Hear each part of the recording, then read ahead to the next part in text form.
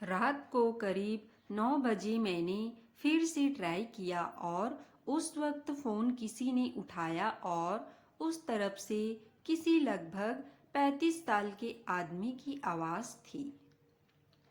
Hello friends, मेरा नाम अर्पिता गुप्ता है और मैं दिल्ली की रहने वाली हूँ और मेरी उम्र 21 साल है। दोस्तों, आज मैं वास्तविक कहानी आप सभी को बताने जा रही हूँ। पहले मैं अपना परिचय कराती हूँ। मैं दिखने में बहुत ही सुंदर हूँ। मैं बड़े बड़े प्रॉपर्टीज की मालकिन हूँ और मेरा वो भी गदराया हुआ है। मैं जब भी रोड में चलती हूँ तो लोग मुझे देखते रह जाते हैं। मेरे पापा का लोहे की औजार बनाने का कारखाना है और हम लोग साउथ दिल्ली में रहते हैं। मेरी मम्मी हाउस वाइफ है। मैं एक अच्छे घर की लड़की हूँ। यह बात आज से 2 साल पहले की है, जब मैं 19 साल की थी और मैंने पहले साल कॉलेज में प्रवेश किया लिया था और मुझे अकेले में अपनी फोटोग्राफी करने की आदत थी। मेरे मोबाइल में मेरे कई सारी हार्ट फोटो थी। फिर उस दिन शनिवार था और फिर मैं नीले कलर की शर्ट और काले कलर की जीन्स पहनकर कॉलेज के लिए निकली। फिर मैंने जाने के लिए एक ऑटो किया और करीब 40 मिनट के बाद मैं कॉलेज पहुंच गई। फिर जैसे ही मैं कॉलेज के गेट तक पहुंची, तभी अचानक मुझे याद आया कि मेरा मोबाइल तो ऑटो में ही रह गया। तभी मैं झट से ऑटो के पीछे भागी, लेकिन कुछ फायदा नहीं हुआ और वो चला गया था।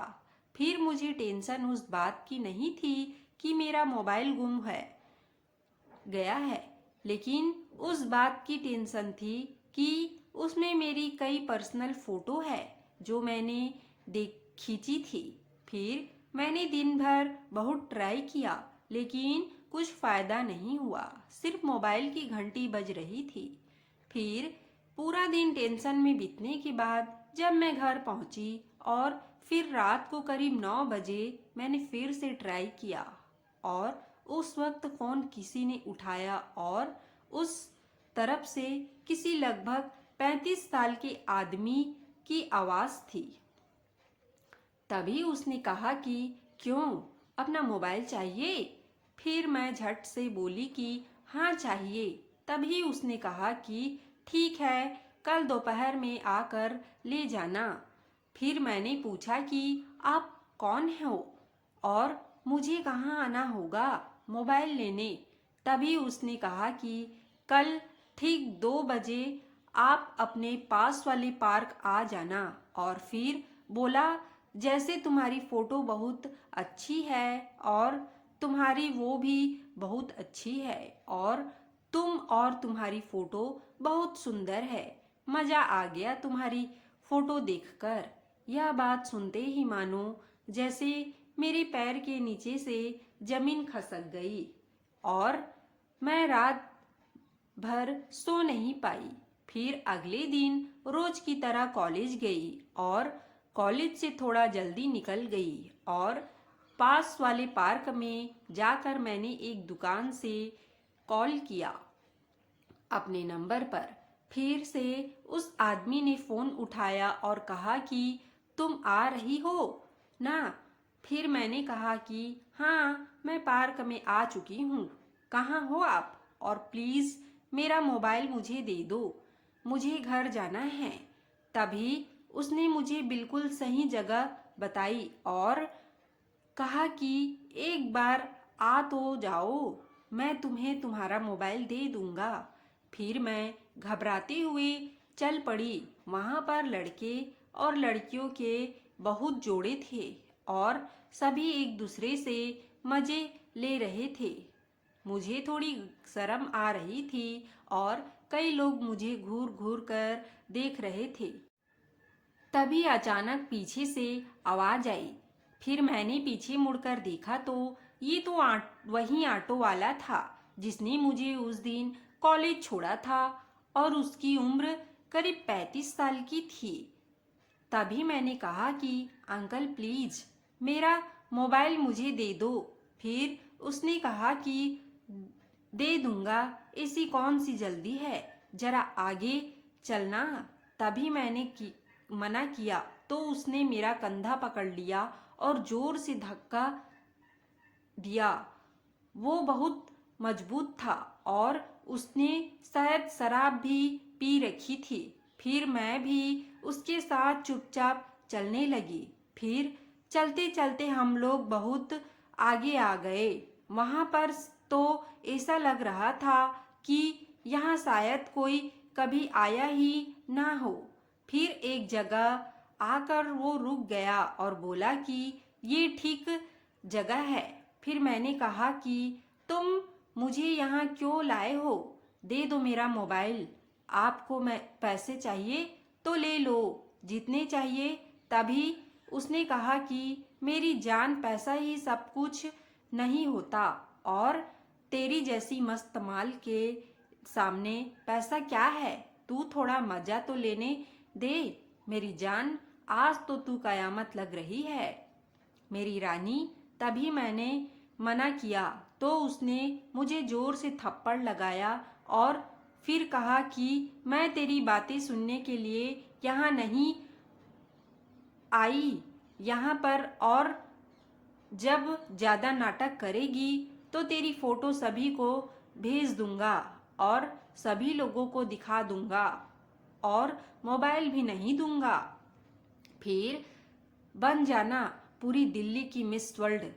तभी मैंने अपने आप को उसको सौंपने का फैसला मन में कर लिया था और मैं रोने लगी और रोते रोते मैंने कहा कि ठीक है, मैं तुम्हारी हर बात मानूंगी, लेकिन प्लीज़ मेरा मोबाइल मुझे दे दो। फिर उसने कहा कि जब अब हुई ना बात, मैं तुझे तेरा मोबाइल दूंगा, लेकिन काम खत्म होने के बाद। इसके अलावा मेरे पास दूसरा कोई रास्ता भी नहीं था। वो मुझे इस तरह ब्लैकमेल कर रहा था कि मुझे उसकी हर एक बात माननी पड़ी। थोड़ी देर बाद फिर उसने मुझे अपनी बाहों में भर लिया और पागलों की तरह मिस पे मिस करने लगा। उसके मुंह से शराब की बदबू आ रही थी।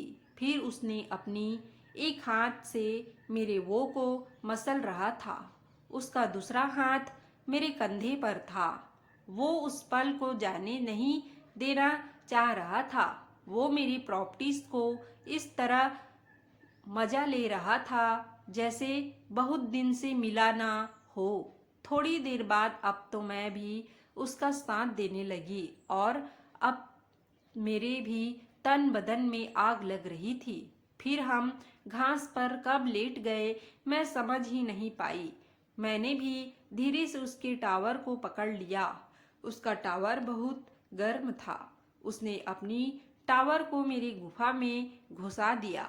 थोड़ी देर बाद मेरे मुंह से आवाज आने लगी। उसने अपने मुंह को मेरे मुंह पर रख कर मेरी आवाज को बंद कर दिया। मैंने उसको पूरी तरह से उकसा दिया। इसके बाद मैं मदहोश होने लगी और फिर उसकी मजबूती बाहों में समा गई। फिर मैं उसकी बाहों में ऐसे लग रही थी जैसे कोई अपने बच्चे को गोद में खिला रहा हो। हम वैसे ही 10-15 मिनट उस घास पर लेटे रहे। ये सब करने के बाद ही उसने मेरा मोबाइल दिया और फिर उसने कहा कि चल, मैं तुझे अपने ऑटो से तुझे तेरे घर पर छोड़ देता हूँ। तभी जब मैं उठी तो मुझे चलने में बहुत तकलीफ हो रही थी और मेरा गोरा गोरा चेहरा पूरा पूरा लाल था। फिर उसने मुझे अपने कंधे का सहारा दिया और हम एक साथ चलने लगे। फिर हम ऑटो में बैठ गए और फिर उसने मुझे मेरे घर पर छोड़ दिया। फिर मैंने उसे मिस पे मिस दिया और अपने घर आ गई। दोस्तों, यह छोटी सी कहानी आपको कैसी लगी नीचे कमेंट्स करके ज़रूर बताना। और हाँ, हमारे चैनल को लाइक और सब्सक्राइब करना ना भूलें। हम ऐसे ही मज़ेदार कहानियाँ आपके लिए लेकर आते रहेंगे। धन्यवाद।